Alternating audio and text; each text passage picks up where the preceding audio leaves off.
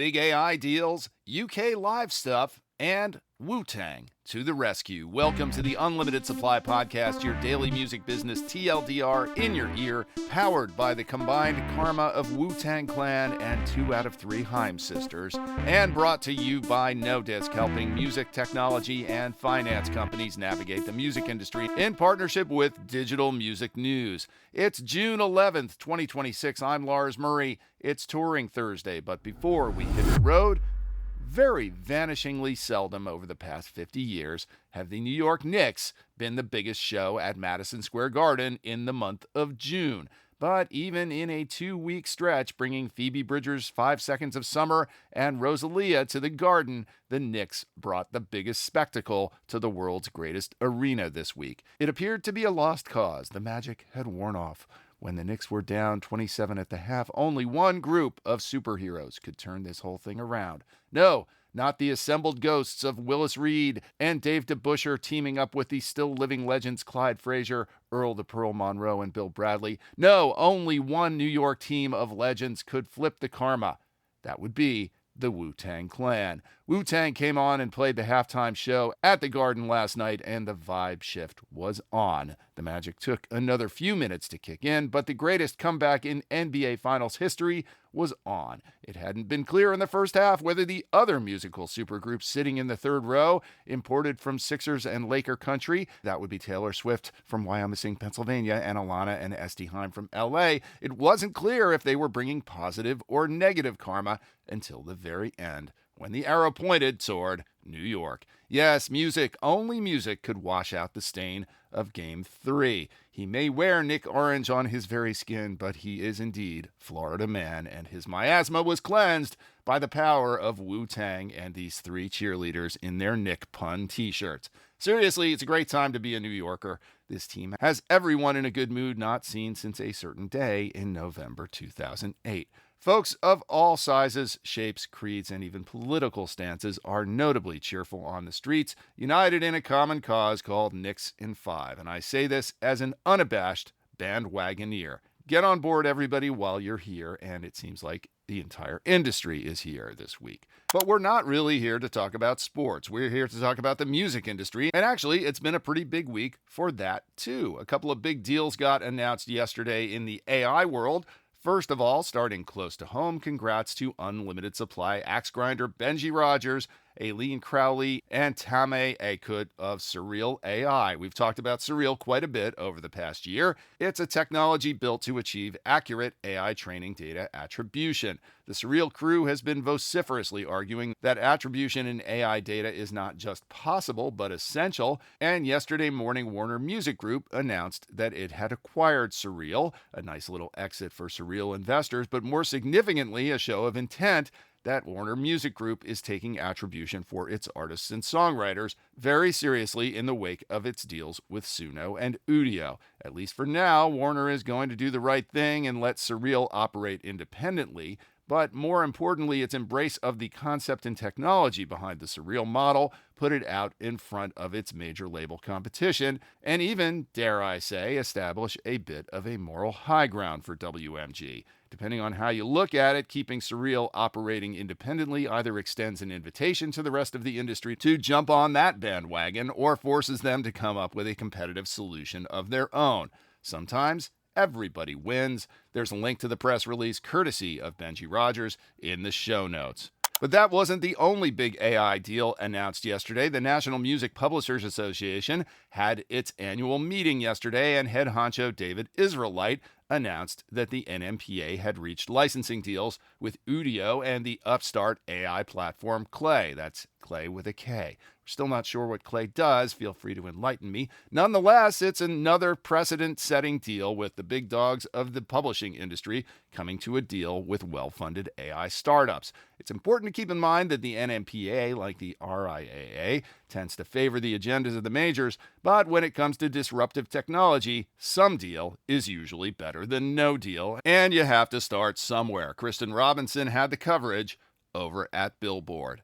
Okay, let's hit the road along with the Knicks. A couple of stories over in the UK to pay attention to. Over the long haul, the performance detection platform Audoo has been dedicated to the proposition that detection of performance royalties in venues can and should be better. On Tuesday, Audoo and an organization called the Music Venue Trust announced a partnership to put Audoo technology into 120 venues in the UK. The company has been noisily asserting that its technology will result in better and cleaner performance rights tracking than the systems that Britain's Performing Rights Society PRS has in place, and these 120 venues will presumably provide the proof in the pudding.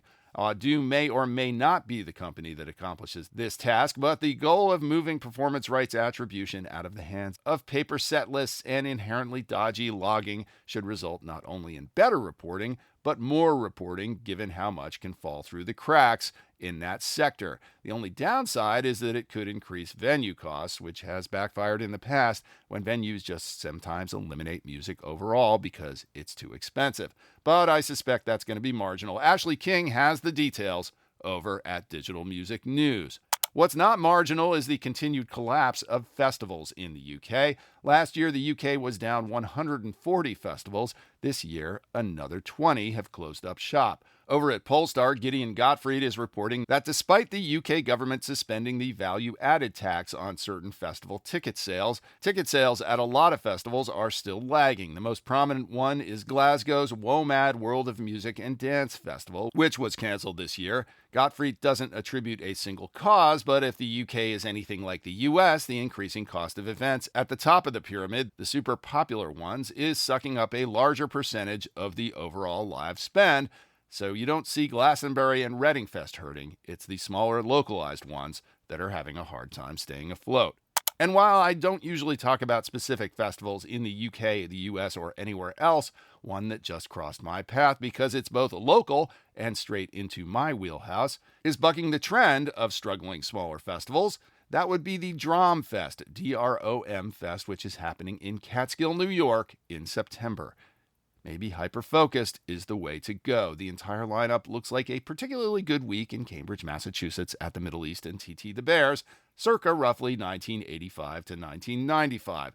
The lineup reads like a full page of show listings in the noise from that era, with a reunited dump truck topping the bill, along with Come, Scrawl, Barbara Manning, and Antietam. The only way this could be more Middle Easty would be if someone created a holographic Billy Ruane.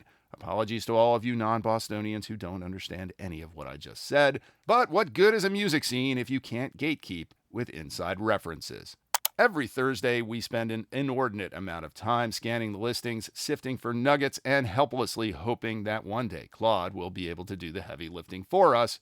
Yes, by brute force, we assemble and discuss the artists dominating their markets, a few artists who might be punching above their weight, and a few, you might be surprised, still have tickets available in the U.S. music capitals, New York, L.A., and Nashville. We call it the Who Sells Out, and it's powered by Seated, that platform that just filled up Madison Square Garden for Phoebe Bridgers with no scalping. Thousands of artists use Seated to gain fan insights and sell more tickets. In New York, Jake Minch and Joshua Sloan are a sellout tonight at Webster Hall. On Saturday, Underscores is a sellout at Terminal 5, and Ty Myers, also on Saturday night, is a seated sellout at Pier 17. On Saturday and Sunday, 5 Seconds of Summer still have some tickets available at Madison Square Garden. Hopefully we won't be seeing the Knicks back at the Garden, but if we do, the second biggest show next week will be Rosalia on Wednesday. Over at the Barclays Center, where no men's basketball will be played this week, on Thursday, Friday, and Saturday, Martin Garrix is playing a 3-night stand. Still a lot of tickets. It's all GA by section. Over at Forest Hills Sports Stadium, the Black Crows open up the season on Saturday night. And tonight, if you're not too worn out by all of that Knicks drama, I'll see you at the Silver Lining Lounge for Ista at 8:30. In LA, it's all old guys, divas, and Canadians this week. The Rush 50-something tour is at the Kia Forum on Thursday and Friday. Ringo Starr and his all-star band are a sellout at the Greek on Sunday. Shakira has 2 nights at the Kia Forum. Neither of them are sold out. But the biggest show in town is Ariana Grande's Eternal Sunshine Tour with a multi-night stand at 2 venues. She's playing CryptoCon on Saturday and Sunday, and she'll be at the Kia Forum later this week. Those, needless to say, are all sold out. As for the Canadians' broken social scenes, All the Feeling Store, along with Metric and Stars, still have some tickets available at the Greek. And finally, Sylvan Esso is not a diva, not an old guy, and not Canadian, but they are a sellout at Sid the Cat Auditorium a whole bunch of nights next week, starting on Tuesday. In Nashville, where nothing sells out, well, we are true to form this week. Tonight, Kareem Leon brings his regional Mexican show to the Bridgestone. On Monday, Evanescence does as well. And then on Tuesday, Josh Groban will also be at Bridgestone. Needless to say, none of them are sold out. And then on Wednesday and next Thursday, the country Nate Smith plays 2 nights at the Ryman.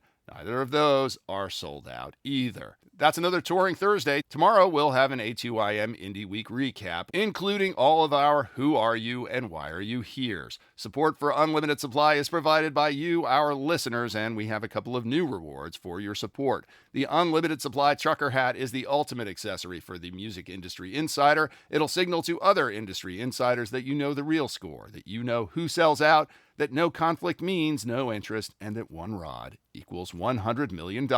Most of all, it will signal that you know who you are and why you are here in every situation. We also have Unlimited Supply merit badges, or you could just buy me a cup of coffee. If you like what you hear, please hit that follow button wherever you get your pods. I live for your praise and encouragement in person, but it helps a lot more if you drop us a rating and or a review on Apple Podcasts, YouTube, or Spotify, and tell a friend or 3. Links are in the show notes, but you can also visit unlimitedsupplypod.com to sign up for our newsletter, to tell us what you think about the show, to suggest feature ideas, to feed us info, to feed us lunch, to call us out on our dubious assertions, and to tell us what we're missing out on. I'm Lars Murray, and remember, in this business, no conflict means no interest.